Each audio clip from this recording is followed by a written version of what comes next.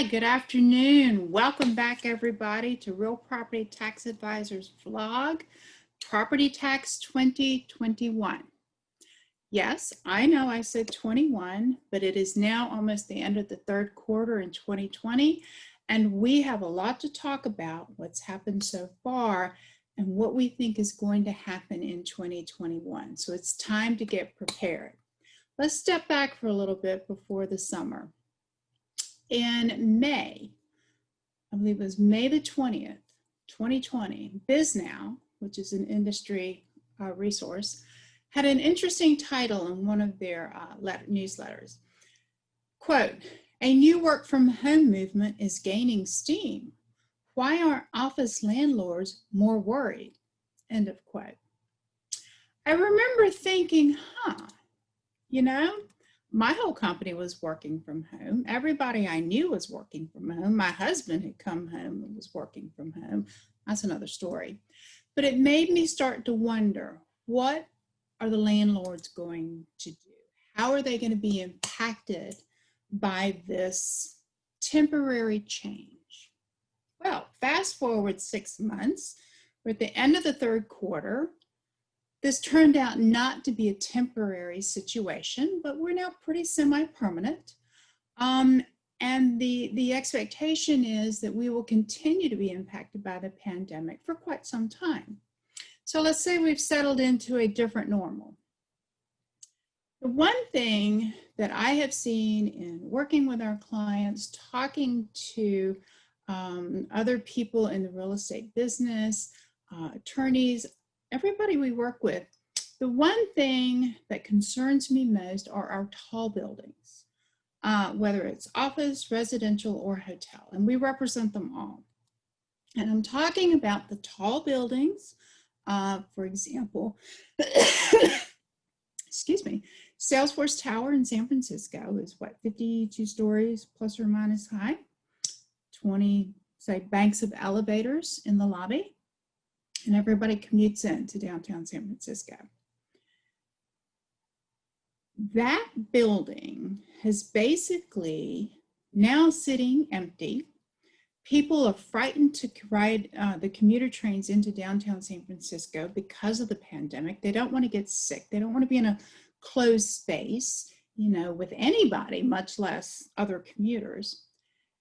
And the elevators, there are only 20 elevators. And let's say we have 8,000 people in that building that need to go up and down multiple times a day. Well, if you start social distancing in the elevator, you're not going to get everybody up one time, much less down and up and down, which is what we're used to doing. So that's just an example. I honestly think that these tall buildings, whether residential, hotel, or office, as I said, are capital intensive. They're now mostly empty. They're not generating enough revenue to cover operating expenses, much less their debt. And landlords are faced with two things that I don't ever remember occurring in my career. Evictions are illegal, and forbearance proceedings are paused. So where does that leave us? Well, I don't like to think like this, but I think it's true that these investment properties have transformed from assets to liabilities. And the landlords have the added problem of not being able to work within the bounds of their leases and agreements. The outside forces, the government, who has no clue what it is to be a landlord, is telling them, and you've got to social distance, you've got to do this, you've got to do that. No, you can't evict because that just spreads the epidemic. You can't forbear. So what is a landlord to do? I think we now have liabilities on our hands, and we have to figure out what to do. Now, I use the example of tall buildings, but I will tell you no investment has been immune to the pandemic.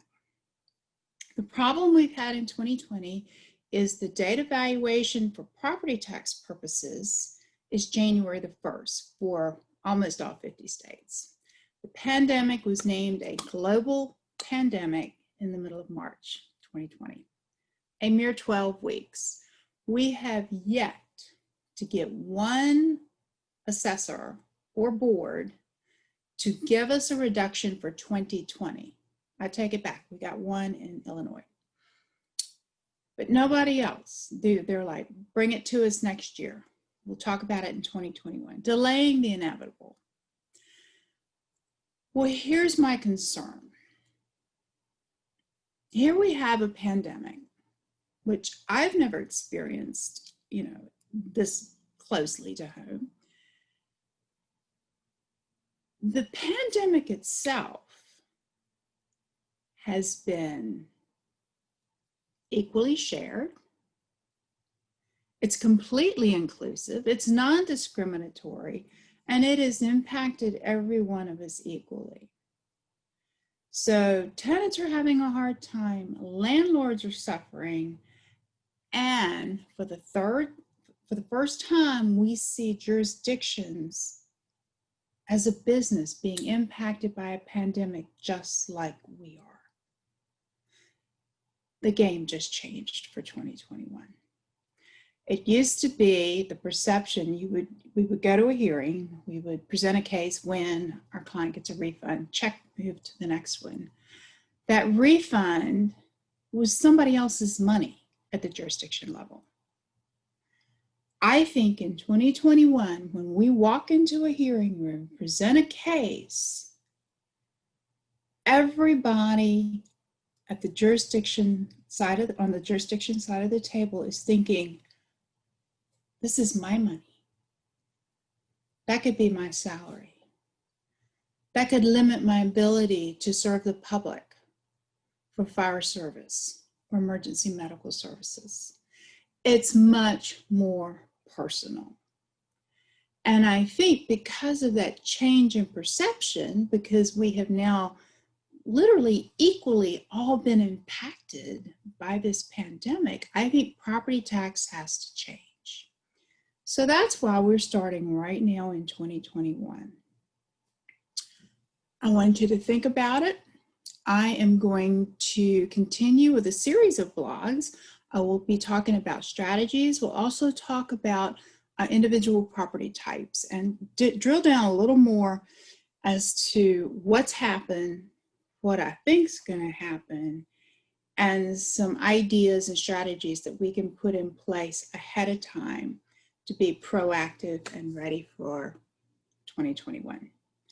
Thank you. I appreciate you joining me today, and we will talk again very shortly.